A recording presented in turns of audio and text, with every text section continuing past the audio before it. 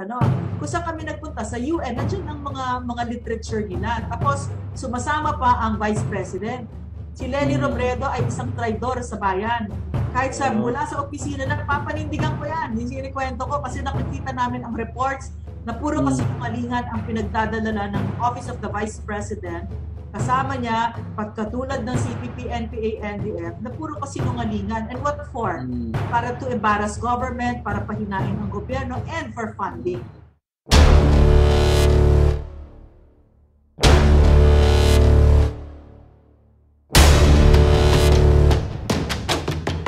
Kasi itong CPP, NPA, NDF, kakaiba siya sa lahat ng communism na nangyari sa ibang bansa like China, Vietnam, ganyan Sa kanya, sa Pilipinas ay kakaiba ang communism natin kasi ang taktika nila ay magtago sa maskara. Hindi katulad sa China, communism, ganun talaga, di ba?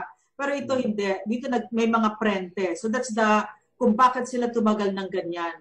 Meron silang, nagpapanggap sila at nagsisinungaling sila. Sinasabi nila sa mga anak natin, sali kayo sa anak bayan, sa LFS, sa Gabriela, CEGP, paglaban natin ang karapatan ng kababaihan, ng mga mahihirap. Pero actually, wala silang pakialam dyan. They're the worst offenders of human rights, worst offenders of women's rights, worst offenders of the poor, the most oppressive of the poor and the most helpless among us. So wala silang pakialam dyan.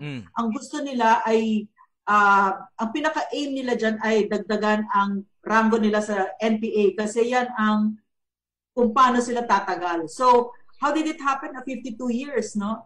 May kakuntsaba sila sa gobyerno na wittingly alam nila. So, besides pwera pa sa mga nagtatago sila sa maskara, 'di ba? Meron din silang kakuntsaba ng mga politiko na meron din nakukuhang benefits sa kanila, no? Kaya sila nandiyan sa office, 'di ba? Kaya sila na-elect. So meron silang mga ganyan. Pero dumating na tayo sa panahon na hindi na talaga pwede 'yon. Dapat tinatanong na natin ang ating mga officials natin na kaninong panig ka, 'di ba? So sabi nga ni Yusek John Malaya, dalawang panig lang ito, sa gobyerno at taong bayan ka ba or sa CPP, NPA, NDF. So kung ang kiniklaim mo ay sa gobyerno at taong bayan ka, na meron kang katungkulan na depensahan at protektahan, i-declare mo, persona non grata ang CPP, NPA, NDF. Ako nahihirapan ka, bakit? Diba? Meron kang maliwanag na betrayal. Either ignorante ka, hindi mo alam kung ano yung sinasabi mo, na ang CPP, NPA ay hindi naman kaaway, or nakikikontsaba ka. In that sense, in that very clear sense, talagang nilalagay mo sa pahamak ang taong bayan at tinatraidor mo. Betrayal, a very clear betrayal of the people that you are supposed to serve and protect and defend. Hindi yan talagang parusa yan. Talagang krimen yan. Hindi na nga natin kailangan yung anti-subversion law kasi may mas malakas na batas, the anti-terrorism law. Diba? So, pag nakipagkunsyaba ka, kunyari smart or globe ka at nagbigay ka ng revolutionary tax na yan, yung kotong ng CPP, NPA, NDF, that's punishable by the law. Tapos alam ko marahas ang parusa dyan. Alam mo kung bakit? Kasi ang ibig sabihin nito, pinafund mo ang terorismo at saka ang poverty, ang karahasan at pagmamalupit ng mga terorista. Alam mo, sa trabaho kasi, kahit ikaw, alam mo yan, di ba, na grabe ang ginagawa nila, lalo na sa mga kapatid nating katutubo, at saka walang kalaban-laban. Kasi, for instance, over the weekend, nandun ako sa Iloilo, last week, tapos ako nag-welcome ng mga nag-surrender sa Capiz ito, sa Tapas. Alam mo, maiiyak ka talaga kasi ang kaharap mo yung talagang mangmang. At saka talagang pinakamahihirap. Alam mo, doktor ako matagal ako nagtrabaho sa mahihirap all my adult life. As a doctor to the poor, ang amoy ng kahirapan sa syudad at kahirapan sa probinsya, ibang-iba. Ibang-iba. Ang mga nakikita kong kaso sa mahihirap sa syudad at mahihirap sa probinsya, iba. For instance, sa probinsya, diyan lang ako nakakita ng mga pigsa na kasing laki ng ulo ng bata. Kasi ang ibig sabihin nun, hindi talaga sila nakakapunta sa doktor. Diba? Ganyan yung kahirapan. At maraming beses ako yung first time na makikita nilang doktor, mga 80 years old na ito. Diba? So ganyan ang kahirapan at yan ang pinagsamantalahan ng CPP, NPA, NDF. Tapos, pag Smart or Globe at some big company ka na nagbibigay ka ng kotong sa CPP, NPA, NDF, binibigyan mo sila ng lakas para apihin ang ating mga kababayan, lalo na yung walang-wala, di ba? So that's yan ang ibig sabihin kung bakit marahas ang kaparusahan sa nagbibigay suporta sa CPP, NPA, NDF at lahat ng terorista. So ano mangyayari pag natanggal yan? We're going to be a much better country. Kung ano yung bansa na pinangarap natin, abot kamay natin. Ano yan? Ang pinag-uusapan natin ngayon, genocide. Pag ang pinag-uusapan natin ay mga kapatid nating katutubo, ibig sabihin nun, talagang tinarget sila at saka libo-libo ang pinatay sa ating mga kapatid na katutubo. So, yan ang talagang hindi maliit ang ginawa nila sa Pilipinas. Talagang winasak tayo. At saka even yung mga OFWs, kahit yung mga OFWs, direkta na apektado ng CPP, NPA yan kasi to start with economic sabotage, talagang sinisira yung natin, yung ekonomiya natin. Yan talaga yung gusto nila. So tayo lalabas tayo ng ating bansa, 'di ba? Doon tayo naghahanap. 'Di ba? So tapos ngayon na nandiyan na kayo, ayan migrante, ayan na yung Courage, ayan na yung Gabriela International, talagang kinukuha ulit na naman kayo, 'di ba? So mga walang hiya talaga itong mga ito. Ang ginagawa namin kasi si Joma Sison meron siyang International Solidarity Work. So yan yung International Leagues of People's Struggle. Yan? Diyan ang gagaling yung pambababoy sa ating bansa at sa ating Pangulo. Kay Joma Sison at saka yung ILPS at ISW niya. So dyan ang gagaling yan. So ang ginagawa ng Philippine government na ginawa namin so far, kinakausap namin sila kasi marami sa kanila katulad ng mga anak natin na sumasali ng Gabriela, Anak Bayan, whatever, no? Marami sa kanila hindi nila alam na ang kasama na pala nila, ang napasukan na pala nila ay CPP, NPA, NDF. So, as much as possible, inuupo namin sila, yung mga NGOs sa Europe, sa US, nagpunta kami last year, at sinasabi namin, binibigay ninyo ang pera ninyo sa terorista. Tapos nagbibigay kami ng pruwebang maayos, katulad ng IBON, ayan, IBON Foundation, no? Alam mo ang ginagawa kasi ng IBON, pupunta sila kunyari sa Talaingon, sa Davao, no? Davao. Tapos kukuha sila ng mga half day lang sila nandoon. Ito ang kwento ito ng mga katutubo nating kapatid. Kukuha sila ng picture, yung mga mahihirap doon, tapos gagawin nilang magandang brochure. Grabe ang hirap. Si Duterte, butchers, sinusunog niya yung mga eskwela ng mga ganon, puro invento. Pero pupunta yan sa international Kung saan kami nagpunta sa UN, nandiyan ang mga literature nila. Tapos sumasama pa ang Vice President. Si Leni Robredo ay isang traidor sa bayan. Kahit mula sa opisina na papanindigan ko yan. Sinikwento ko kasi nakikita namin ang reports na puro kasinungalingan ang pinagdadala ng Office of the Vice President. Kasama niya, pagkatulad ng CPP, NPA, NDF, na puro kasinungalingan. And what for? Para to embarrass government, para pahinain ang gobyerno, and for funding.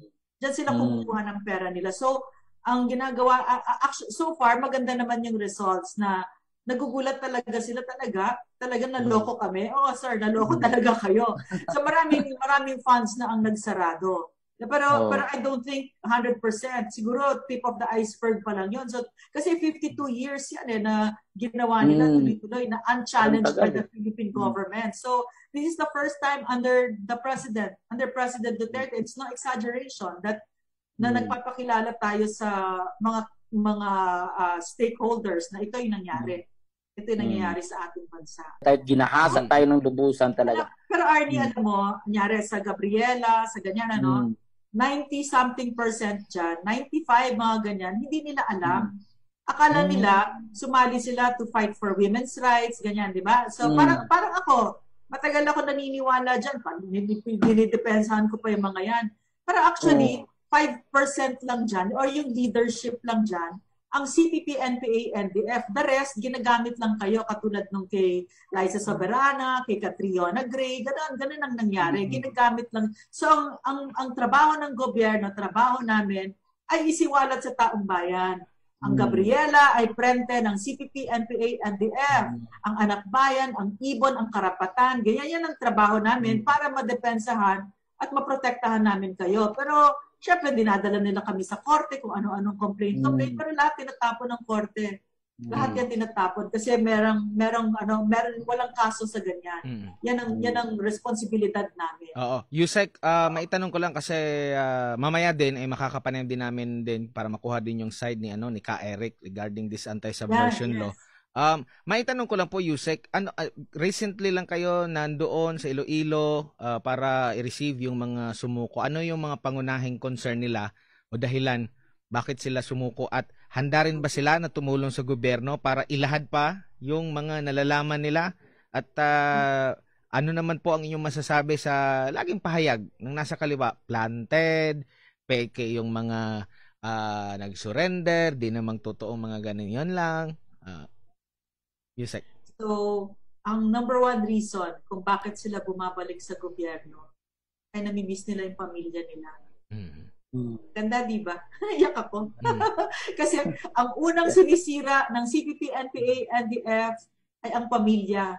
Ganyan ang komunista. Yan ang doktrina nila. Yeah, that's Marxist. Na the family, according to Marx, is a burgis na konsepto, burgis na construct. In other words, gawa-gawa lang yan. At saka paraan lang yan para another group of people na iaapi kayo at taga-sulong ng bulok na sistema ang pamilya. So pag bumaba sila sa isang komunidad, ang una nilang gagawin, ang tatay isasalin nila sa bayan, ang nanay sa Gabriela, ang anak sa LFS. Tapos ang ituturo sa inyo, your loyalty, ang loyalty ninyo ay sa partido more than your family. Pagkatapos ang susunod na ituturo, mag-espiya kayo sa isa't isa at magsumbong kayo sa party. Ang tatay ko, kaibigan niya, sundalo.